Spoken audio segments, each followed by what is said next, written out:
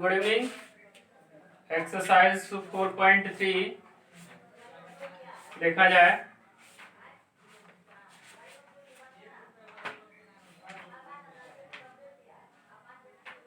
Exercise 4.3 का 4 number question तक complete हो गया था। क्वेश्चन नंबर 5 को क्वेश्चन नंबर 5 कह रहा है in a class test the sum of सैपलिस marks in mathematics and English is 30।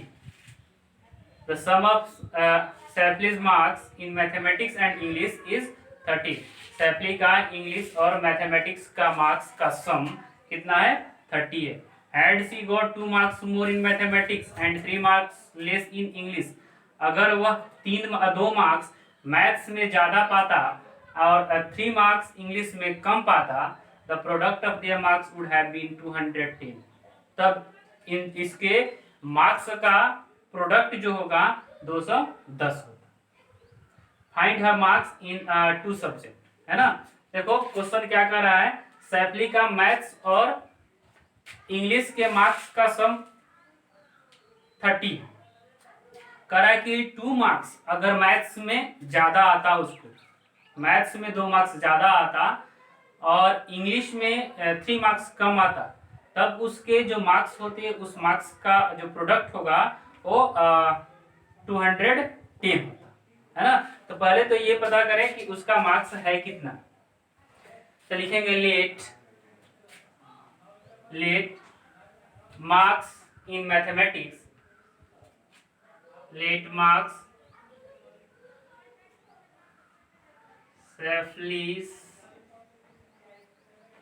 Shapley's marks in maths is equal to x।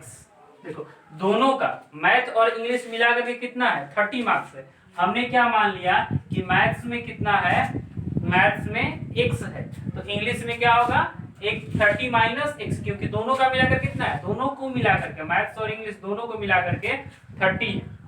तो मैथ्स का जब हमने x मान लिया, इंग्लिश का कितना हो जाएगा भाई? Therefore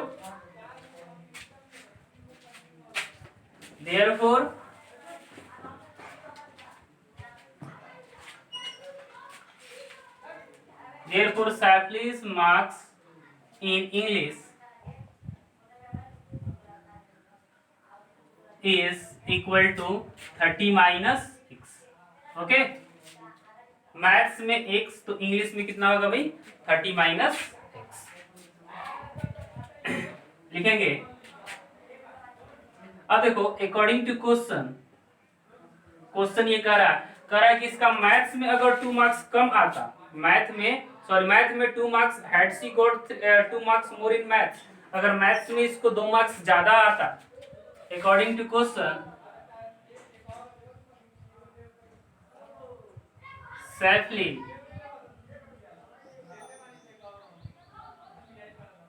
Shapley's marks in maths is equal to x plus 2, है ना। क्वेश्चन से क्या कर रहा है कि अगर शैपली को 2 मार्क्स ज्यादा मिलता एंड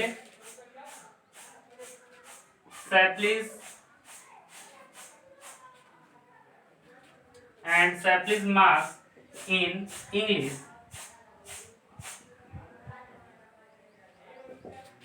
is equal to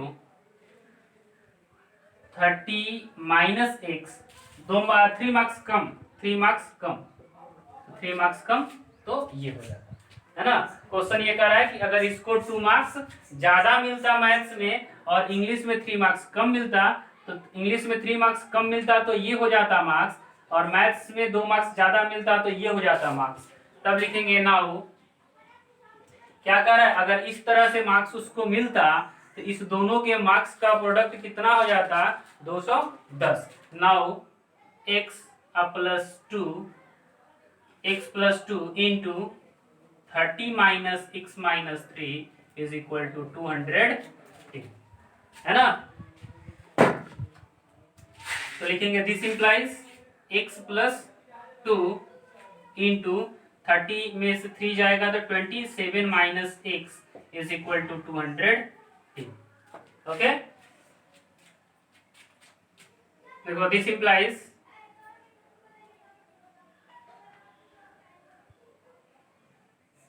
तो यहाँ मल्टीप्लाई करते हैं, x में 27 से मल्टीप्लाई करेंगे तो 27x, x में माइनस x से मल्टीप्लाई करेंगे तो माइनस एक्स स्क्वायर, 27 में 2 से करेंगे तो 54 है ना, और 2 में माइनस एक्स से तो minus 2x is equal to 200। This implies, इसको सॉल्व कर लेते हैं, 27x में से 2x जाएगा तो 25x माइनस एक्स स्क्वायर है ना, प्लस 54 को उधर करते हैं तो 210 माइनस 54। ओके, दिस इंप्लाइज, देखो इस एक्स स्क्वायर को उधर लेके जाते हैं, एक्स स्क्वायर माइनस में उधर गया तो भाई एक्स स्क्वायर पॉजिटिव हो जाएगा, तो 25x प्लस में है उधर जाएगा तो माइनस 25x। भले इस साइड लिख रहे हैं लेकिन इसको समझेंगे क्या कि उस साइड की है, इक्वल टू के उस साइड। देखो यहाँ पे इक्वल टू के उस साइड क्या है, 210 में से 54 को माइनस करेंगे, 54 को तो क्या होगा भाई 0 10 5 है ना, यहाँ 10 9 4 सॉरी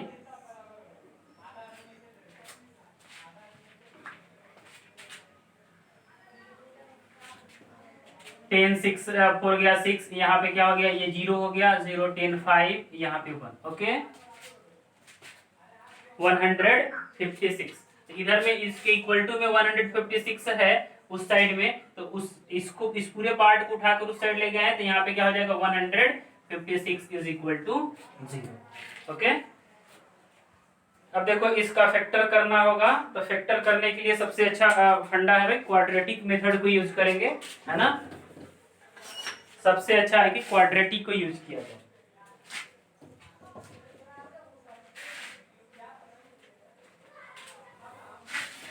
लिखेंगे here a is equal to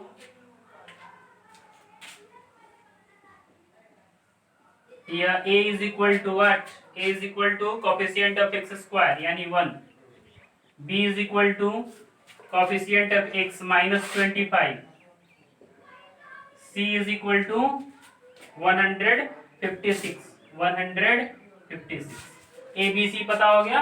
अब लिखेंगे यहाँ पे therefore d is equal to, d क्या होता है b square minus 4ac, d is equal to b square minus 4ac, b square b minus 25 का स्क्वायर करेंगे तो 625 होगा ना, माइनस 4 इंटू a c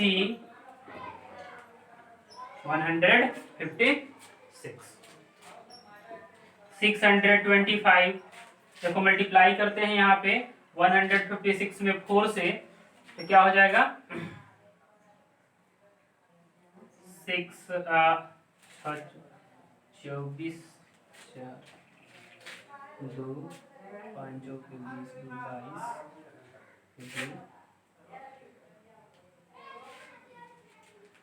24 के 4 2 5 22 के 2 5 4 2 624।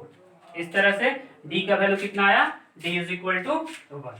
ओके, यहाँ पे 625 इसको मल्टीप्लाई करके 624 सब्ट्रैक्ट किए तो d का वैल्यू कितना आया, d का वैल्यू 1। आगे देखेंगे इसको,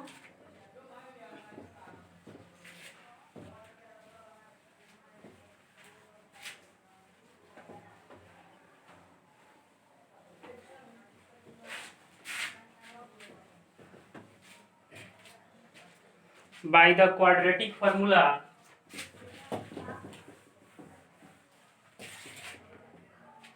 now by the quadratic formula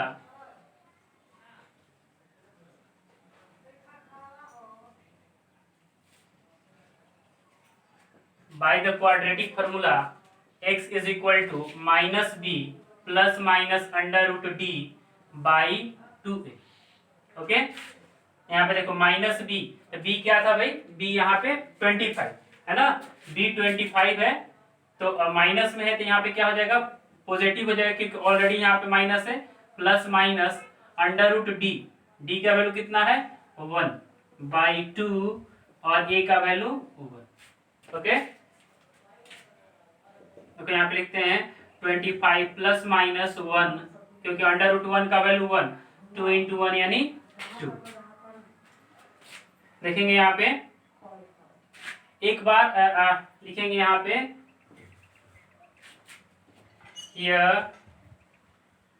x is equal to 25 plus 1/2 and x is equal to 25 minus 1/2।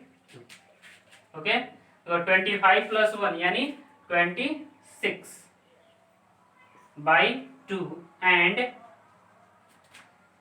x is equal to 24/2। x is equal to यहाँ पे क्या होगा 13 and x is equal to यहाँ पे क्या होगा 12। x का वैल्यू 12 होगा या x का वैल्यू 13 होगा। तो x का वैल्यू जब 12 होगा यानी मैथ्स में जो मार्क्स आएगा, मैथ्स में मार्क्स आएगा कितना आएगा 12, और इंग्लिश में जो मार्क्स आएगा 30 माइनस 12, 30 टोटल मार्क्स कितना है 30 है, तो 30 माइनस 12 कितना हो जाएगा यहाँ पे 18। अब देखना है कि इस दोनों का मल्टीप्लाई 210 हो रहा है, इस दोनों का मल्टीप्लाई 218 में 12 से मल्टीप्लाई करेंगे तो 210 होने का कोई चांस ही नहीं है। इस तरह से अगर 13 को लेते हैं, 13 और 17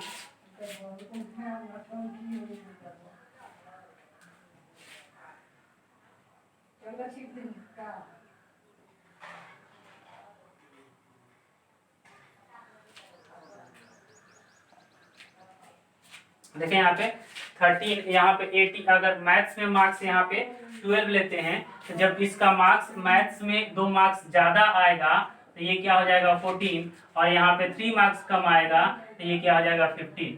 15 में 14 से मल्टीप्लाई करेंगे तो क्या होगा 0, 5 के 20, 4 2 6, 5 1 0 11 210। ओके, इस तरह से लिखेंगे hence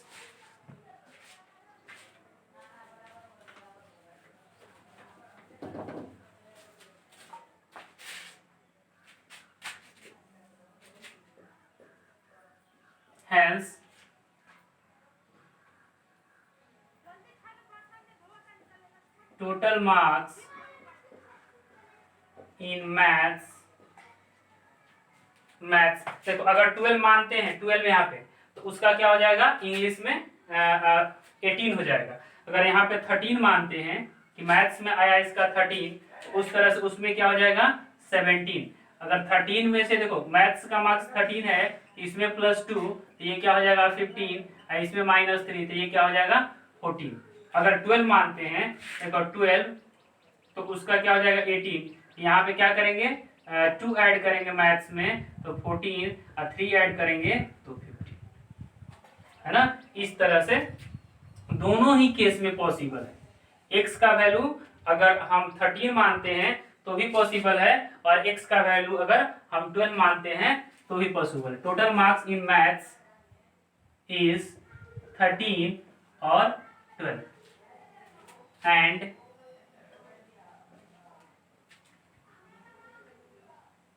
total marks in English is, जब 13 होगा मैथ्स में तो 17 और 12 होगा यहाँ पे तो 18। इस तरह से क्वेश्चन को सॉल्व कर पाएंगे। नॉर्मली फार्मूला सारा वही है, फंडा सेम वही है। यहाँ पे कैलकुलेशन थोड़ा सा यहाँ पे देख लेना है कि क्या रखा जाए। अगर मैथ्स में 13 रखा जाएगा, मैथ्स में 13 तो इंग्लिश में 17 हो जाएगा। अगर मैथ्स में 12 तो इंग्लिश में 18, क्योंकि x का वैल्यू यहाँ पे 2 आया है और दोनों वैल्यू पॉजिटिव है, दोनों से सॉल्यूशन पॉसिबल।